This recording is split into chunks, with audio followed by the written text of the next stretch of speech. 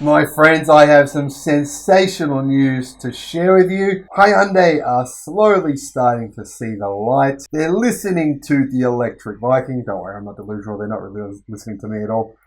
But they have halted their hydrogen fuel cell project. Now, the first fuel cell vehicle from Genesis was meant to launch in 2025, but it is probably never going to see the light of day. Great news, isn't it? Fantastic to see them investing the funds into more useful places for the world. Electric cars. Hello, my friends. Welcome to the Electric Viking. My name is Sam Evans. I'm coming to you here from Melbourne, Australia. You know what? 2021 has been an amazing year. It's been amazing because a lot of my predictions have turned out to be completely bogus. Why? Because car makers, Legacy Auto in particular, have started watching the channel and they've gone, yeah, well, actually, we are going to go bankrupt unless we start making electric cars. The Viking is right. No, obviously, none of them watch this channel. None of them listen to anything on YouTube. Their heads are too far up their butts to actually do that and to consider the viewpoints of other people. But fortunately, people like Jim Farley have come along and they've said to Ford, well, you know what? We've got to change. Volkswagen, Herbert Diess, we've got to change. Even Mary Barra, to some degree, we've got to change. Same thing, Hyundai. Oh, hang on. Teslas are not toys like we said. Yes, Ioniq 5, people love it, but we're not making any. People are getting angry that they can't buy this car, so they're buying other EVs instead. We better start making some electric cars. There you go. Yes, it's awesome to see. Now, Hyundai is clearly a world leader in hydrogen fuel cell vehicles. Part of the reason for that, I've reported on a number of times before, is because the South Korean government has invested billions of dollars into hydrogen fuel cell technology, and their sunk cost bias has prevented them from moving on. But that said, Hyundai did put fuel cell vehicles into production. They still make them now. They sell not a lot of them. I think 96% of all passenger car fuel cell vehicle sales made by Hyundai are sold in South Korea, where there is a little bit of infrastructure for them. But that said, there's numerous reports of people buying them on social media and on websites in South Korea and then saying, what the hell was I thinking? This is crazy. Doesn't make sense. And then trying to sell them and buying an actual car that makes sense, buying an electric car. Now, the company's luxury arm, Genesis, has announced it was going to pursue the parent company's dual electrification plan split between BEVs and fuel cell vehicles.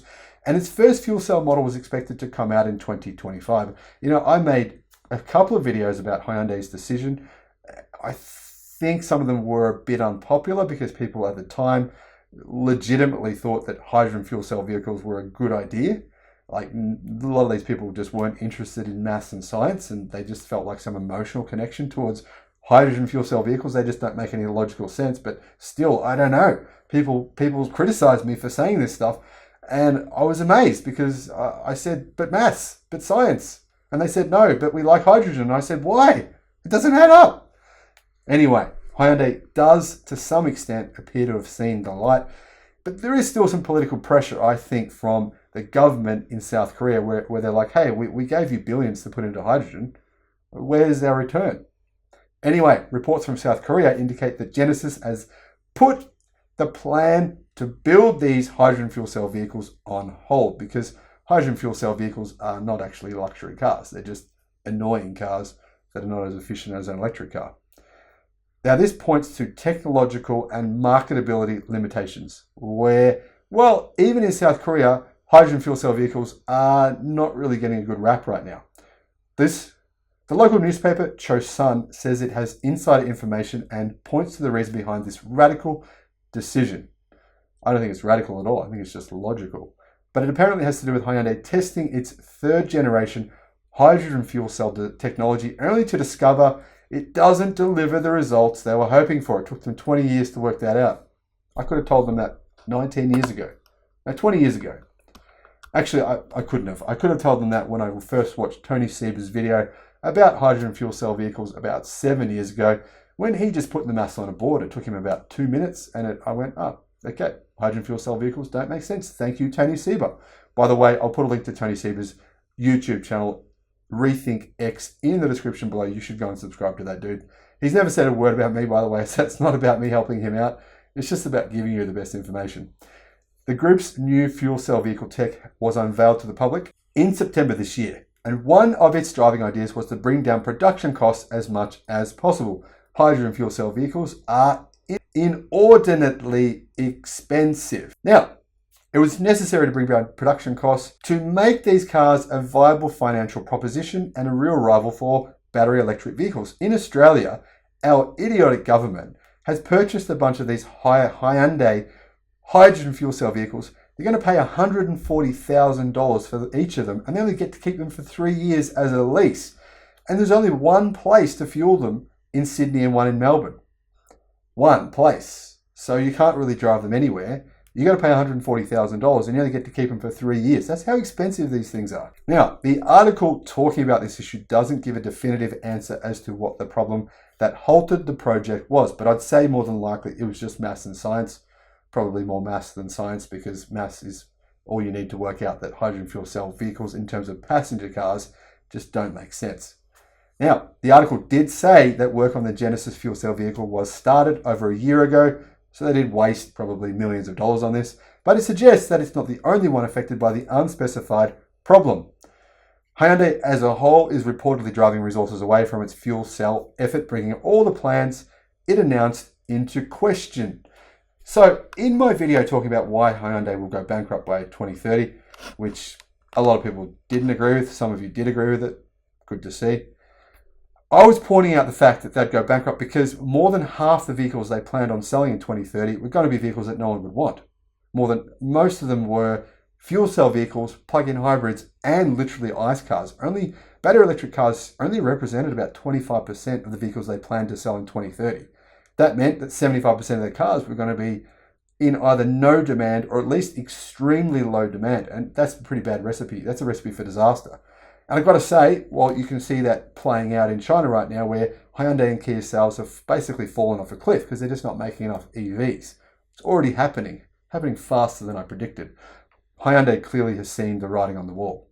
Now, all of this does come in spite of the fact, as Insert EV says, that Hyundai reported important improvements for its third-gen fuel cell technology, shrinking the powertrain down by 30% and increasing its durability and output several-fold, whatever that means. I don't know what several-fold means, but, maybe you do. Can someone let me know in the comments below what does several-fold mean? However, even if reports of these gains are accurate, the all-important cost problem has not been solved.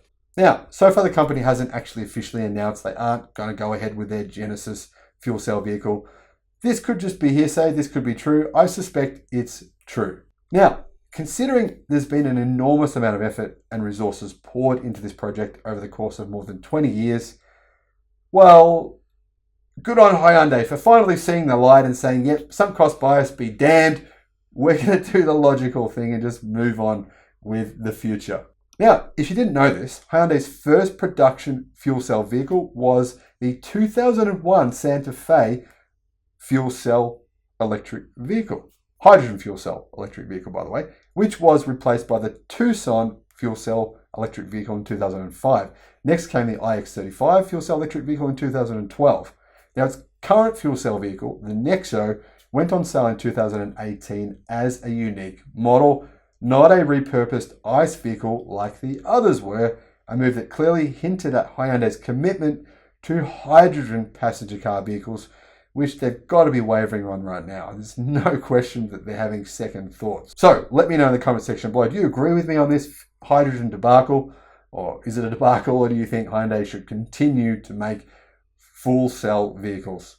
Thanks for watching the video, and I'll see you again on the next one. Bye-bye.